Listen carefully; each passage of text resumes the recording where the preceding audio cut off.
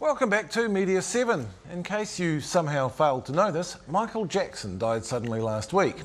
This week's News Mash goes to the media circus. Last week, the great internet hive mind was sending its love to Iran. This week, the king of pop popped his clogs. NBC News was able to confirm through a family friend that Michael Jackson passed away. And broke the internet. Those behind Twitter say that they saw the biggest jump in tweets per second. There were some 5,000 tweets per minute. The news networks asked themselves the question, where are the black folks at? The Apollo Theatre, Harlem, of course, although Michael hadn't been there for a while. In 2002, he did a show here. Fox News featured the Reverend Al Sharpton without calling him a terrorist. And elsewhere had a babbling reporter just dragging some random guy. Michael Jackson has shockingly passed away. Your reaction? It is shocking. So, yeah, indeed. And truly the whole world was seized with a passion for redundant vox pops. In China. He was still pretty young. He was not that old. In the Lebanon. Has very nice music. And in London, where somebody called the inevitable flash mob.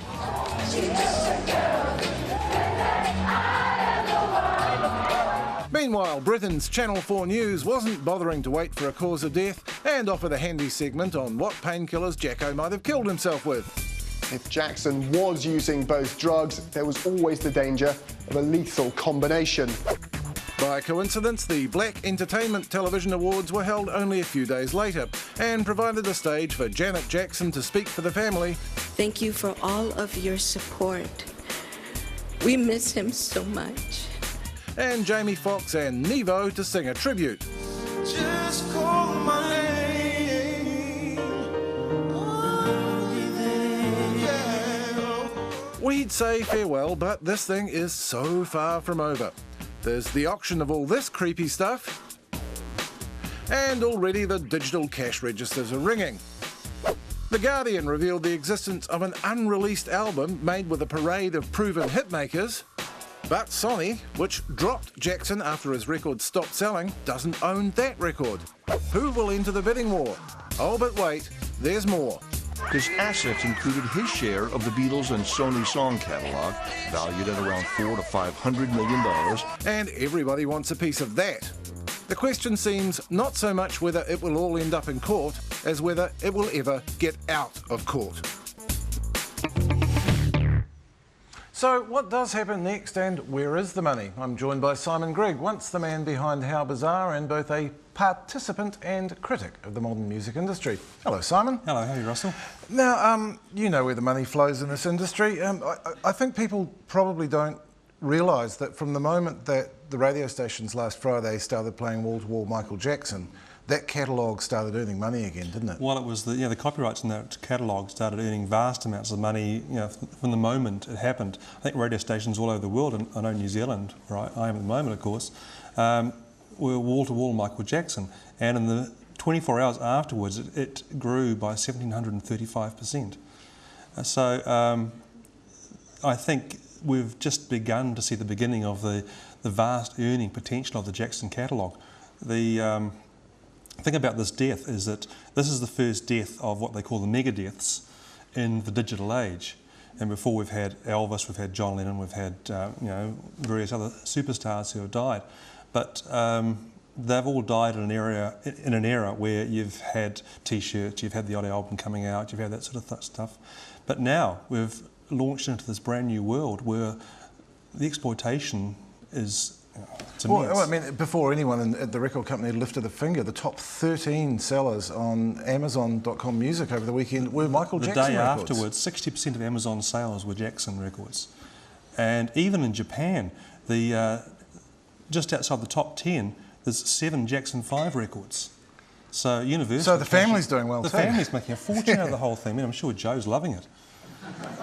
But yeah, the potential is massive, and then of course you've got this unreleased album. Yeah, which is fascinating. And as we noted, Sony doesn't own it. Do you think they will go hell for leather and try and get it? Well, you've got to ask, why do you need a record company?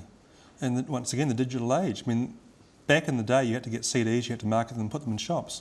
But these days, the record company is almost an addendum to the whole thing. It may be a junior partner, But a smart manager, if they can find out who actually owns the bloody thing, that's the problem.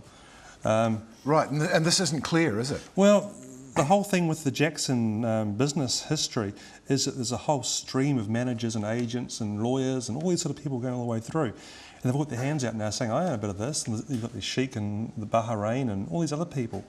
So somewhere along the line, they're going to have to sit down and work out who actually owns this catalogue. And of course another player is AEG, the concert promoter, who got this video. They were going to have 50 nights at the O2 Arena in London, which I don't think would have happened. Do you think that would have happened? No, of course it wouldn't have happened. Well, he died, didn't he? He didn't make one.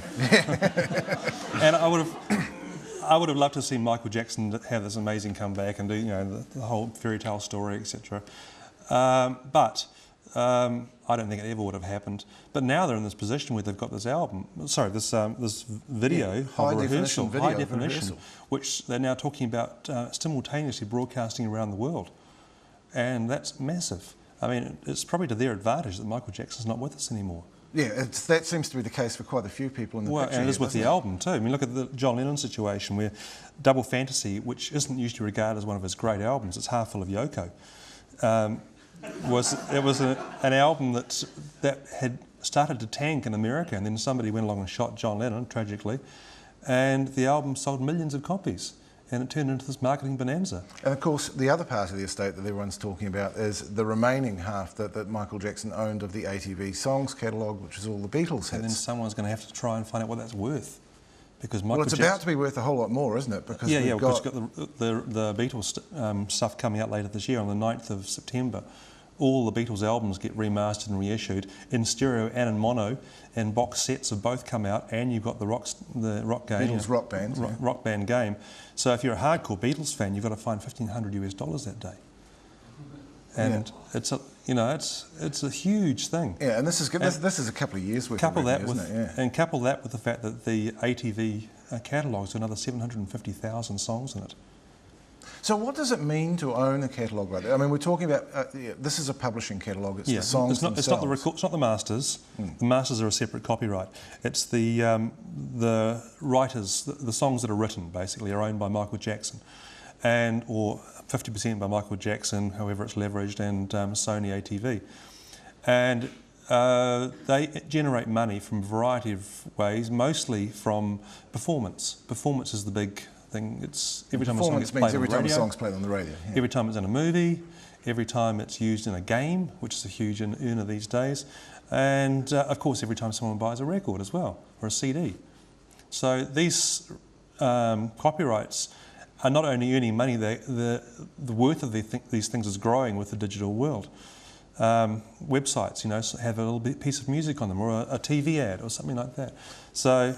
And of course the twist there is, as you alluded to before, it's not actually clear how much of that Michael Jackson still owned, because he'd borrowed all this money from Sony against the value of the catalogue. It's possible they might just take it. There's also My Jack Music as well, which is an extra thing outside of that, which is all the Michael Jackson songs, which wasn't part of the ATV catalogue. It's controlled by Michael Jackson's family, or whoever the executor of the will is, be it Al Sharpton or be it his father, or whichever lawyer manages to worm his way in there.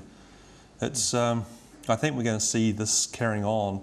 We'll be dead before this is sorted out in court. Do you think Paul McCartney will have a go at trying to buy the songs that he should have bought? He's got to find out who owns it first, doesn't he? Yeah.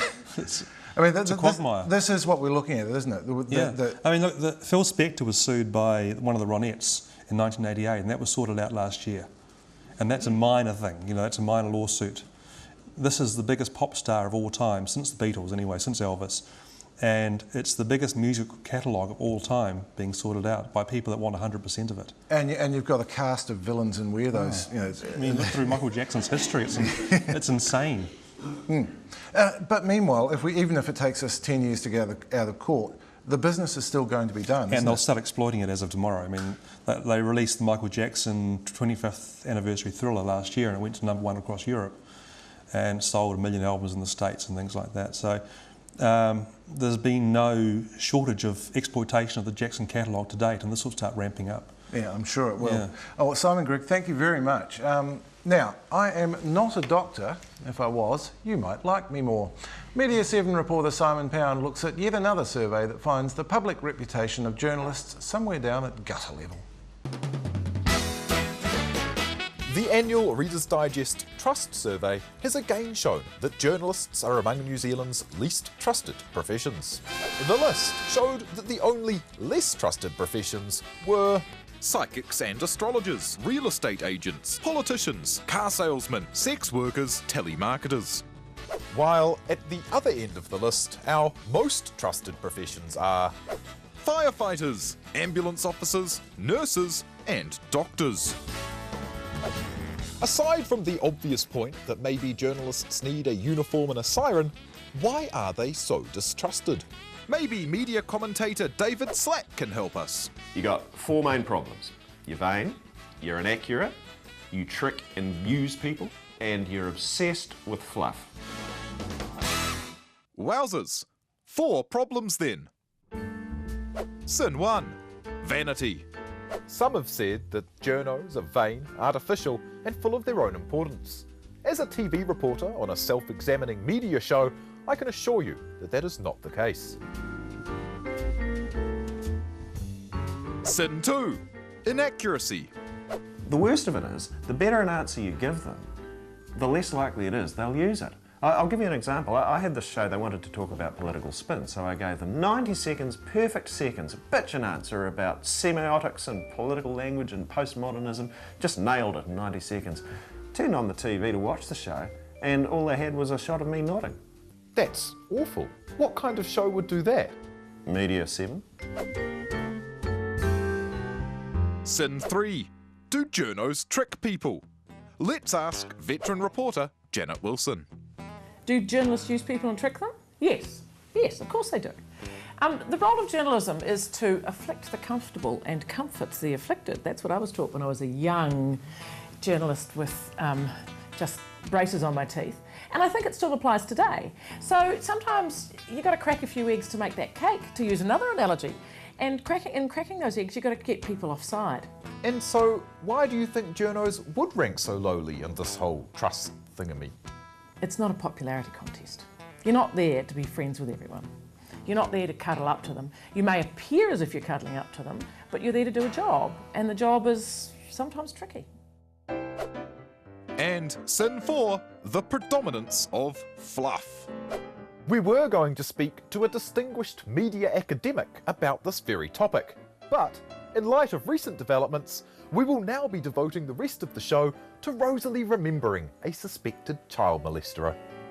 We'll leave you with the sentimentalised montage of their many appearances in court fighting these charges.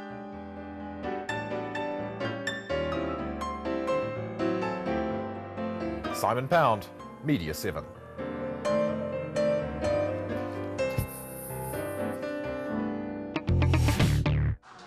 And that was Simon Pound, unless we're lying to you. But that is definitely our show for this week. Thanks to our broadband panellists, Rob O'Neill and Scott Bartlett, our magazine panel, Sarah Henry, Martin Gilman, Linda Hallinan and Stuart Shepherd, and our man on music, Simon Grigg. And thanks to you for watching, especially if it's your first time. We'll be back with Media7 at the same time next week. Until then, goodbye.